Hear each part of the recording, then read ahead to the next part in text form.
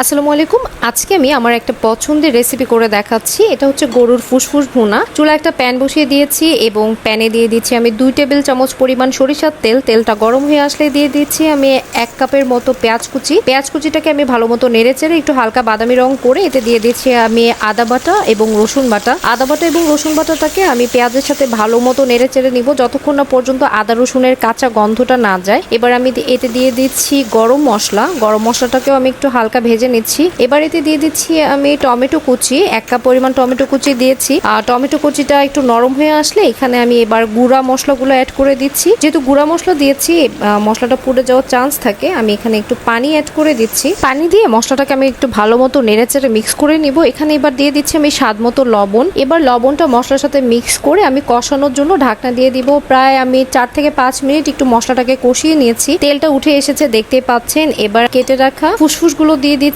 ফুসফুসটা দেওয়ার পর মশলার সাথে ভালো মতো মেখে নেব। এখানে কোনো পানি অ্যাড করা যাবে না। প্রায় আমি 40 মিনিটের মতো ফুসফুসগুলোকে সিদ্ধ করে নিয়েছি। এবার আমি এতে দিয়ে দিয়েছি ছোট ছোট স্লাইস করে রাখা আলু।